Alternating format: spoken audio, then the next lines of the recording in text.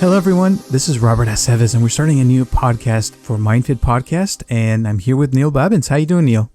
I'm doing good. How about yourself? I'm doing great. Thank you for asking. And how was your weekend, by the way? My weekend was good. I was out of town for a little bit and went to visit Las Vegas, and it was a little bit, Nice. slower than usual, of course. And I was actually quite impressed how the city was handling the COVID crisis pandemic. It was actually very sanitized. Everybody was wearing a mask, and I mean everybody, outside and in. Nobody was being that way, and everybody was socially distanced, plexiglass everywhere. Um, they were sanitizing everything. They had wipes everywhere, so you wipe down a machine before and after its use. Hmm. And it was a little different, but very safe, and I felt safe, so it's good. It was good to get away, and I drove there and back, so it's It's nice to. nice. Yeah, it's nice Yeah. to get away nowadays. It's so hard to just not travel for me. So good for Ah, you.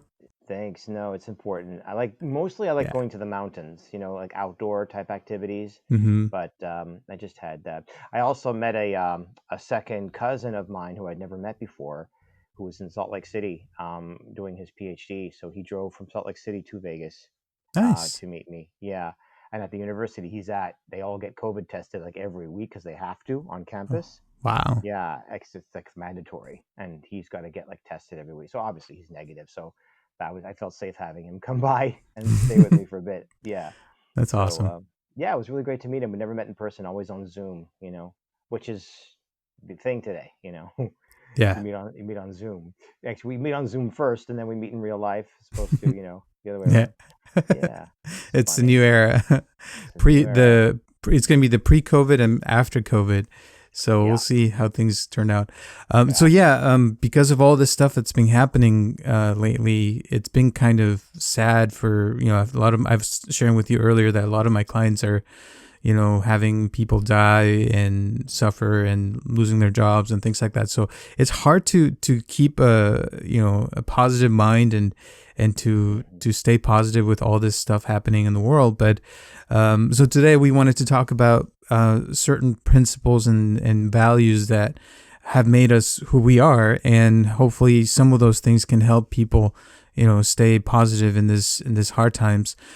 Years ago I read this book called Principles by Ray Dalio. I think I've talked about it before, but I really liked it because he basically wrote down in this book all the things that he learned in his life and what made him who he is today. And for those of you who don't know, Ray Dalio is kind of like the Steve Jobs of the stock market. So he's a very, very smart man. And I figure we could talk about those things as well because that might help some people to stay strong and positive, because it's not easy right now, I tell you that. So No. do you want to share some of the things that helped you become who you are today? Sure, absolutely. I mean, first of all, I could tell you for sure, even when I was in Las Vegas, that really is true. The small businesses are really suffering. Everything is so quiet. There's nobody in the stores. So when I went into one store to shop, I was going to buy a couple of sweaters for the holidays. Mm-hmm. It was amazing how the salesperson really is so extra helpful, and you could tell, you know what I'm saying, that people are suffering. And I really felt bad. So the smallest contribution was, really helpful. Vegas is a perfect example of that. This happy, bustling city that's so full of energy and strangeness, and everything was quiet. It was almost like a ghost town, trying to be happy, trying to find Mm-hmm. something to be excited about. So it was really exemplified that. In terms of values and principles, I mean, many things over the years. Most of it for myself through observation. I would usually I started off being a people pleaser. One of my values was to not wither the storm, not to rattle the cart. To be liked by everybody, to be kind, to come out unscathed.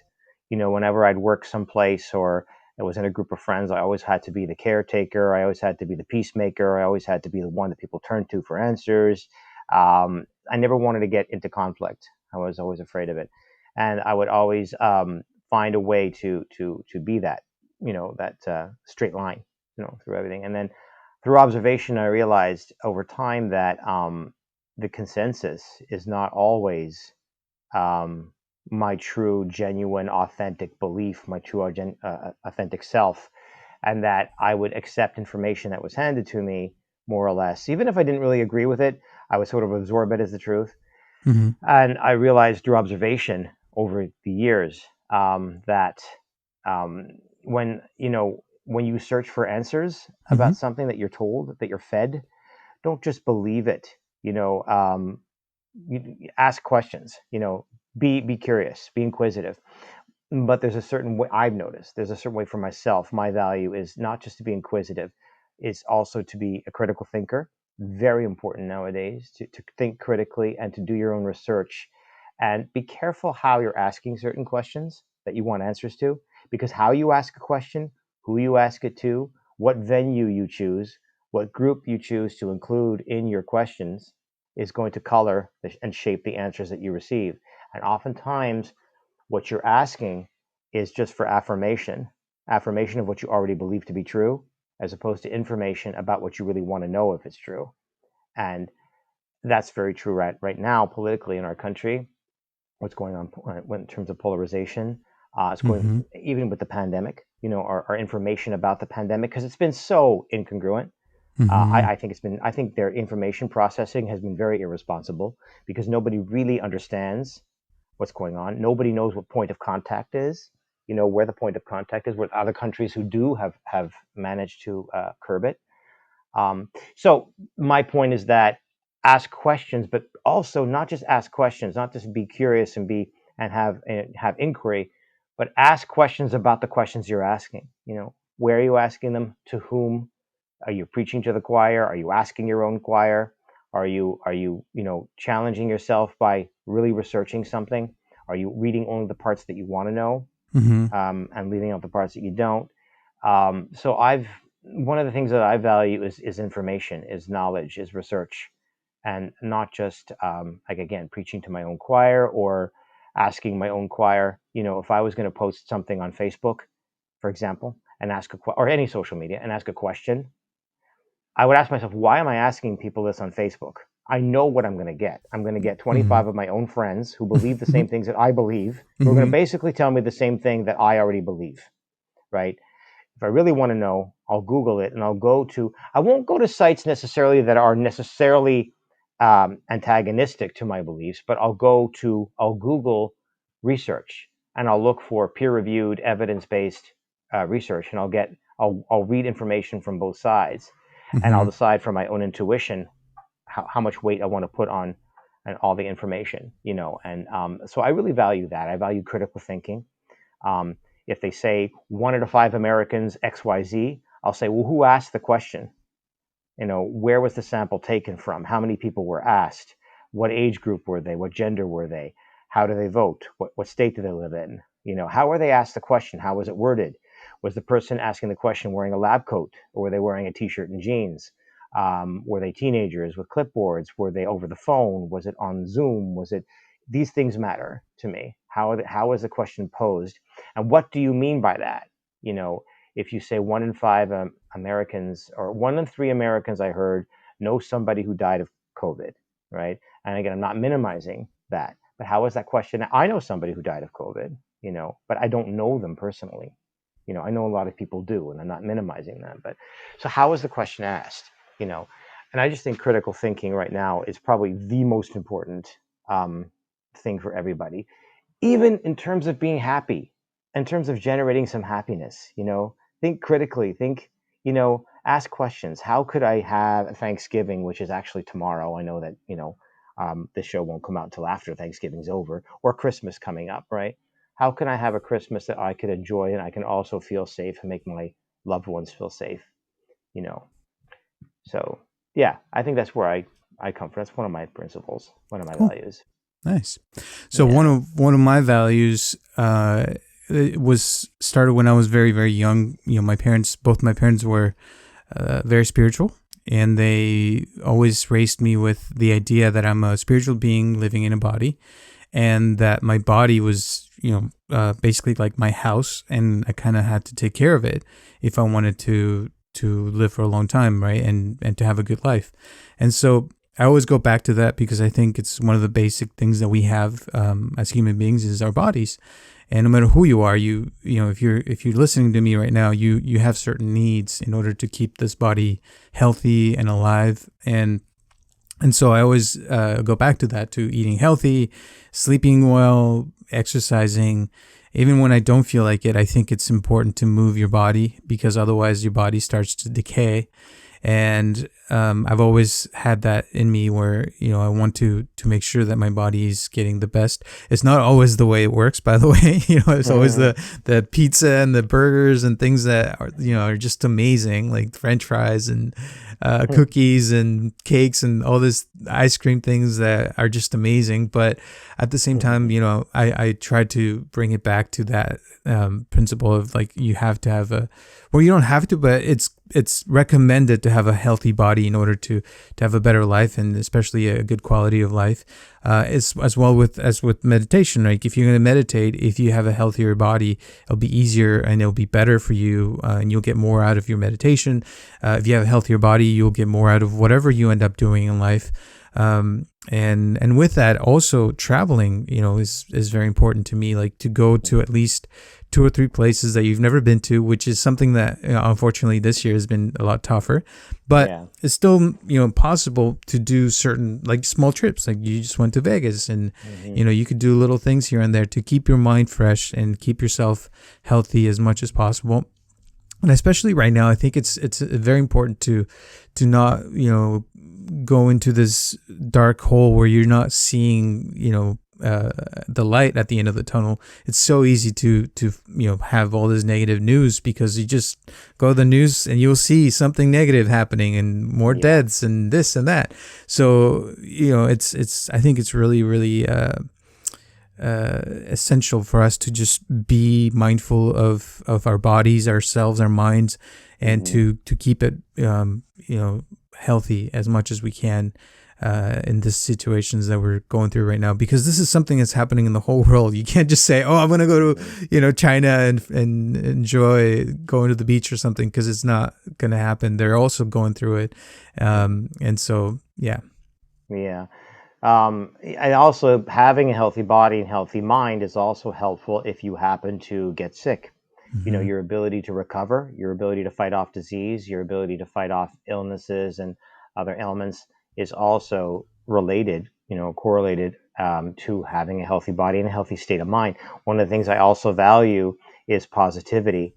I get negative sometimes. I have negative energy, but I have ways of releasing it, getting it out so that it's out, and it'll come back once in a while. But I personally don't value being around negative energy. I value being around something positive, not syrupy and not corny, not fake, not made up, but something that I could extract from what's going on. So I look at Vegas, for example, and I can say it looked like it was suffering, but it also looked like it was fighting to stay alive, and it's going to. It's going to bounce back, and you could tell that it's going to bounce back. It's just waiting for things to heal, and it's going to come right back. And it's going to come back probably even better than it was before. And that's something that I value, because right now is really a difficult time for everybody. The holidays are typically hard for everybody. Typically, it's a joyous time. It's also a very stressful time. It can be a very emotional time for a lot of reasons, not just like shopping and whatnot and planning and being with family. And sometimes that's a good thing for some people. Sometimes it's not. There's so many reasons why it tends to be. In the weather is changing. People tend to get very down, even inside the joy. And you couple that with the pandemic and not being able to travel and not being able to see people and social isolation. And I could speak, so do you. I speak to dozens of people a week. The social isolation is really getting to people. It's you could see it in their faces. You could see it in their everything. It's taking a toll in a way that's it's sort of concerning. So when you couple all that together, finding the positive in something, finding what is working, and like I said, asking questions about what is working and extracting the good from everything that you see around you is just such an important part of your mental state of mind. And we've been saying for a long time, find things that you enjoy and do more of that. Also find ways to think positively through the situation. It's just look at it as if something you've got to overcome, not something that's happening to you. When you're talking, you reminded me of many years ago. I remember I was going through some rough times, and I was at this talk, And I was listening to this person talk, and they were saying things about how we're constantly creating a reality, and how your thoughts have an effect in your real life, in day-to-day life. And then suddenly it hit me, and I realized I had this big epiphany or realization that I was creating my reality, right? And that I was being negative, and that's why things were so negative in my life. And as soon as I switched that in my mind, things started to change, and they started to get better. And now, many years later, I can tell you, looking back, it's hard to do that now with how things are in the world. But at the same time, I feel like there are people who are looking at this in a good way, right? You can still switch that in your mind and be like, okay, yeah, things are not the best, and I can see it, they're not going to get better. This morning, I just listened to the news, and they were talking about how it's going to require at least 5 billion people on this planet to get the vaccine in order for us to be able to get over this. And they were talking about how they're distributing the vaccine, and it's going to take at least until, they, by doing everything they can right now, they can get up to 2.5 billion people, by the end of 2021, which means we're not going to get past this until maybe another year and a half to 2 years. And I'm like, oh my God, so with all those things that are happening and they're real, how can we, change our reality and make it better in our minds so that we don't fall into that trap, right? Into the hole, like I said earlier. And I feel like, staying positive is one thing, but also doing things with a positivity that, keep us healthy, keep our minds healthy, which, is where I feel like meditation comes in. Imagination as well, using our imaginations. Like I can't travel, but in my mind, oh my gosh, I go into all these places that I've already been to, and then I go to places that I want to go to that I've never been to, during my meditations. And that makes me feel better, and it helps in some way. And I feel like, we got to do whatever we can in order to get past all this. Mm-hmm. Yeah, and I think all that's true, and I also think that couple it with how you hear information. If 2.5 billion people or 5 billion people are going to have to participate to get the vaccine, again, I don't know how. I don't know. I can't contest or affirm that information, but it's just all it is a newscast. You heard a newscast this morning, and they're speculating about something, and they're sending out information. One of my values is about extracting the good and thinking positively. Is what I question. What I question is, what's the purpose of that newscast? It sounds like it sounds a little bit bleak. It sounds like it's sort of made to frighten us. Like, hold on to your hats. We're going to dictate to you over the news for the next year on how things are going to go. And this is how long it's going to take. Extracting the good from that is there's a vaccine on the way. Yeah, billions of people have to have it, but between a certain immunity and people getting vaccines, hope is on the way. Things are going to be better. Even if 100,000 people have the vaccine, that makes it better than if nobody had it, if it's an effective vaccine and it's safe to take. Yeah. So I think question how you hear the news and how it's being broadcast. And it sounds a little cynical, but there's a healthy cynicism. How come it's being broadcast? Why are they telling you that? You know what I'm saying? Why are they saying it like that to you? I can tell you, I can answer that. Oh, yeah, please do. They were basically talking about how they could speed up that process and figure out ways to make it better so that more people can get it and not just 2.5 billion and get it over with, right? So they were talking about how right now we have Moderna and Pfizer, I think, are the two vaccines that are coming out. From Britain also. Right. That's what they were saying, that that would be good if other countries got theirs out and more vaccines came out. And they gave a figure about 5 to 7 vaccines that could come out. That could make it better and faster and things like that. So, and the idea is, again, how do you distribute the vaccine to a lot of people and make sure that, people don't get hurt? And like you mentioned, who knows, what, reactions people are going to have to this. They don't know that yet. And so, and it's going to be, and they're trying to speed up the process. I mean, this is something that has never been done before. They're coming up with a vaccine in less than a year. And so to do it the best way possible and to help, make sure people get it, it's going to be intense. And you're right. I mean, who knows what the intentions are, and who knows what that virus is all about. I mean, I've heard people, in the Republican Party saying that as soon as Biden comes into office, suddenly the virus is going to disappear and it's going to get all better because it was all just to bring down Trump. I don't know. That's convenient. Yeah. Right. It could happen. Right. Yeah, sure. Well, and that's the thing is, I mean, again, it's a question, right? I'm asking a question for information purposes, not to affirm something I already believe. Mm-hmm. But is the vaccine going to be free? Or is the Yeah. vaccine going to cost $500 a shot? Because I'm willing to pay it. And I Mm-hmm. guess I'm in a situation where I'm able to pay it. But for people who cannot, or for people who that's a burden to, or for people who have to find a way to do that or have to give up something else and they've already given up so much, that could slow down the process as well. I mean, can we somehow manage collectively to get off of our high horses this one particular time? You're going to charge me $100,000 for an operation. Okay. Not okay, but okay, right? But for a vaccine, if it's so important, if the pandemic is so intense and real, shouldn't everybody just get vaccinated and we'll worry about the costs later on? I mean, could we absorb that? Do you think we can do that? I mean, that would be, my way of extracting the good. Because if I were a mover and a shaker, like a top person who had billions and billions of dollars, I'd say I'm going to donate this much amount of money, just vaccinate people. Here, I'll pay for it. You know what I'm saying? If that's what you insist upon. Unfortunately, I can't do that I can do it for a few people. I can't do it for a lot. Let's just get this ball rolling. And, where are we going to be able to get the vaccine? And could we skip past the bureaucracy and the red tape? And, you know what I'm saying? Just go get it, and not make it so, and stop buying up toilet paper, people. I mean, it's just one thing. That's what I mean about gathering information. Right. Why is the toilet paper disappearing again from the shelves? What? I honestly just want to ask somebody the question. Like, what can you tell me? I'm really interested. I'm asking for information, not affirming a belief. I really want to know, what do you think toilet paper is going to do for you? What's the purpose in hoarding it? I'm just curious, but anyway. Yeah, I'm really curious about that one, but okay. Yeah. Okay.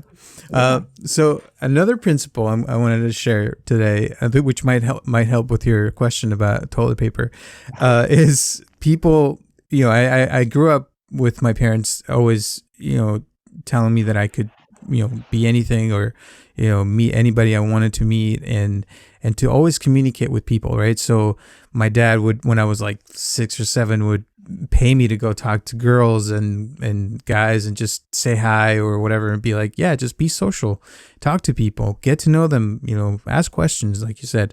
And I grew up like that. And so today, like, I can tell you, I have friends that are Republicans and Democrats. I have friends that are independent, all kinds of people, because I think it's important to be open to anybody, right?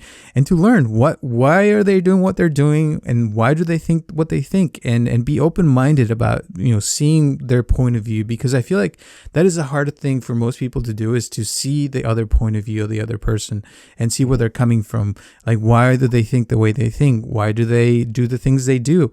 And I feel like with the division and the polarization in this country, I feel like it's going to be important to heal that by coming together, right? These are all Americans. We're all Americans in this country, and whether we like it or not, we're living in the same country. We have, we're sharing the same land and states and rules and regulations. And so, if we can live together and be friends, I think it'd be better. And yes, I do agree that not everybody's going to think the way I think, or that there are people who are going to think differently than I am, and so, understanding that and seeing their points of view again, even if it's not like my point of view, is important. And I tend to do that a lot. I ever since when I went to high school here, all my friends were from Vietnam, and I had people that were from Korea, from China, from multiple Asian countries, even from Russia, from Ireland, from different places, Mm-hmm. Europeans, Spanish, French, all kinds, and getting to know those people. I speak 5 languages. Getting to know why people say the things that they say in their language, and understanding their culture and things like that. Mm-hmm. To me, it's really important, Mm-hmm. and it opens up your mind about different races, different ways of thinking, different ways of seeing the world, Mm-hmm. and that's, to me, that's like food. You have all these different spices that you put on it, and it tastes so much better, right? So I feel Mm-hmm. like life tastes better when you have that, different ideals and beliefs, and experience those things. So It expands your mind too. It yes. makes you understand why people have certain values. And though a lot of my work, a lot of it is culturally based, people will have to remind me in session that you got to understand what it's like to have a Chinese mother or an Irish father, Mm-hmm. or you coming from a Jewish family, or this and that and the other thing. And how that affects values, principles, and even emotionally based situations, because Mm-hmm. it's really great, like you say about your high school, because my high school was the exact opposite, extremely homogenous. Everybody was more 95% Caucasian, 98% Jewish. That's the community I was raised in Montreal, Canada, actually. And we were exposed to very few people other than ourselves until we got into what we call in Canada was called CEGEP, which is the in between high school and college. You go for 2 years. So 2 years of college is broken off. 1 year of high school and 1 year of college is broken off, made an intermediary sort of college. Eye-opening to say the least. I walked in through the corridors of first day of school and I'm like, wow, I didn't realize that there were this many cultures in my own hometown, this many Mm-hmm. different people, different mentality, different way of thinking, different way of asking questions, right? And asking questions was no longer about affirming what I already believed. It was about actually getting information for real, opening up Mm-hmm. my mind and thinking critically. And it was a really eye-opening experience, a terrifying experience, because it was no, it was really because it was about change. It was about changing the modus, the mo, and the status quo of what I thought was, what I was comfortable with. Mm-hmm. So that's what also, if you're a little bit uncomfortable, you're heading in an area where change is coming about, and that will also be an indicator for you that perhaps you are challenging your beliefs and asking a real question as opposed to affirming a belief. And one person I watch Bill Maher a lot. I like his show. And there was one guest who was on his last show of the season. I disagreed with what she was saying. I found her information to be a little bit negative. Mm-hmm. Again, I like positive energy.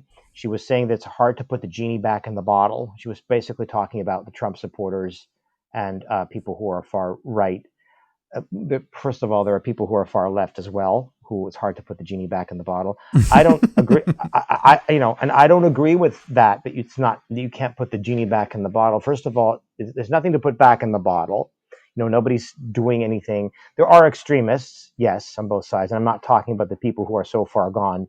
I'm saying that you're not, going to get those people back. I'm not talking about the haters on either side. I'm talking about people who have a belief system that they developed.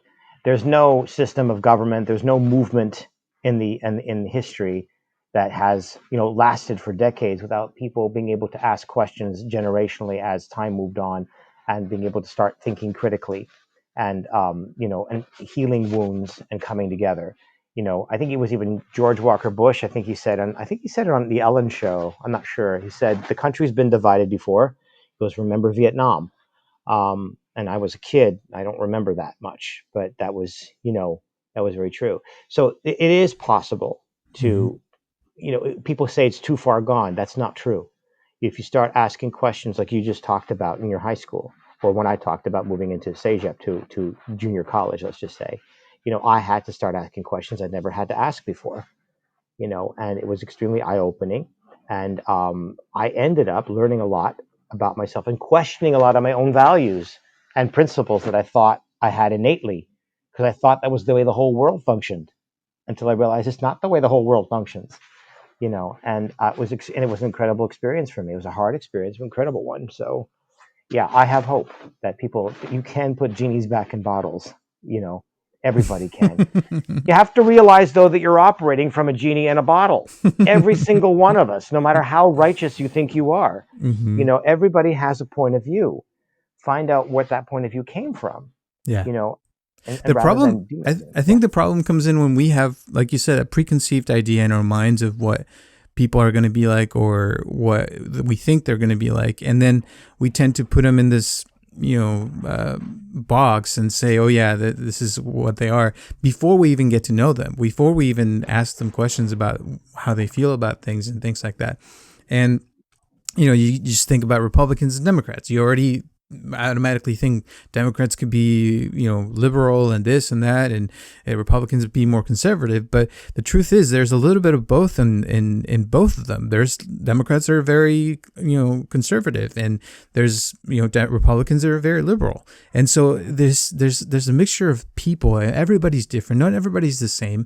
I was listening to this podcast about the election and how there's certain groups of people that, are very unique. That, for example, there are Republicans who they call them the Trader Joe's Republicans, because they they follow a lot of the Democratic things, and they're very liberal, and yet they don't agree with certain things that makes them Republican. And so there's a little bit of everything, and we got to understand that not everybody's the same. That is the hardest part to understand.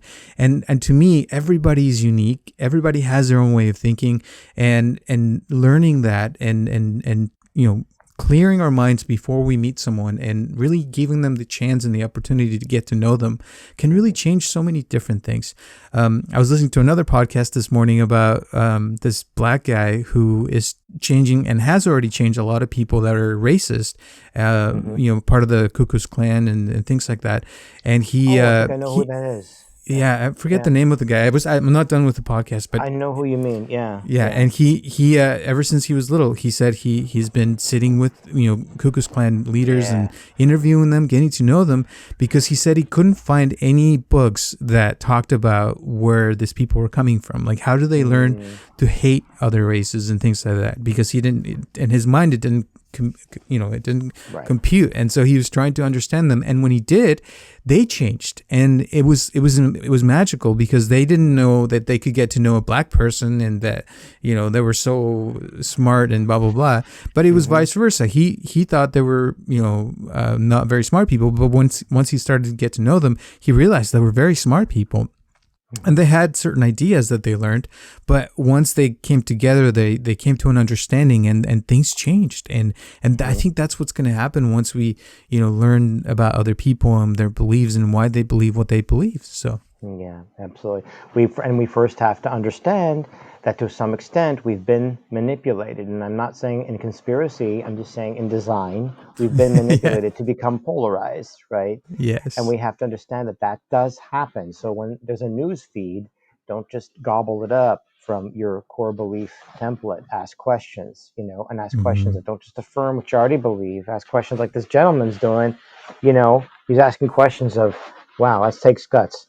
To walk up to the KKK and dissect them to the point where you can actually, convert, a belief, or I wouldn't say convert, but you know what I'm saying, disseminate how they actually think. That's amazing. Yeah. That's amazing. And he started in the 70s, which was even worse than it is today. I mean, it was worse than it is today, but still, like it takes a lot of guts, and it takes a lot a certain mindset. But anyway, time's running out. So is there any last words before we end today's podcast? Just, with hope in mind, just ask questions, and remember, you can put the genies back in the bottle, and you can ask, questions that expand your own mind. And it's okay to walk into your own sense of junior college like I did, or have a high school like you did, and see things from a different light. And as we move into a new era, a new paradigm, maybe that's what we have to do as well. We have to find a way to talk to each other that's different as well in a new paradigm, so that we don't fall into the same trap over and over again. And come to an understanding with people. See what they're coming from, and try to see their point of view, and hopefully not end up with this division anymore and come close as a nation. I think that would be ideal. Anyway, thank you for your time, and thank you to all the people that have been listening to us for quite some time now. Thank you so much. Remember, we're here every Tuesday at 6 p.m. And any other platforms. If you could, please give us a review, 5 stars or whatever you want to feel, even if you don't like it, that's okay. Let us know how you think, what you think. Give us your questions, what your principles are, what are some of your values that you've learned in your life. We'd love to hear about you. And either leave us a comment on Facebook, or remember, we're also on YouTube. So you just look up Mindfit Podcast on YouTube, and we'll be happy to see you there. And we were supposed to have a guest this week, but I guess we changed it till next week because the person couldn't do it. So next week we'll have a guest, hopefully. Next 2 weeks, actually. Yeah. In a couple of weeks. When you hear this, it'll be the following week after that. Right. So thank you for your time. And then, and also, if you want to donate, remember, even if you just send us $1, that would be very, very helpful to keep this podcast going. We love to do it, and we will continue to do it for as long as we can. So remember that. And I guess you can use the Anchor app for that as well if you wanted to donate. Or, if you want to do it all the way, just send us an email. We'll send you, or PayPal or whatever. But either way, thank you so much for your time. And thank you for your time, Neil. And we'll see you next week. All right. See you next week. Thanks. Right. This podcast is brought to you by MindFit. Please help us to share this podcast with your friends and family to grow this community. And if you'd like to donate to this podcast, or if you'd like to share your comments, questions, or concerns, send them to mindfitpodcast@gmail.com, or you can call us directly at 714-328-4661.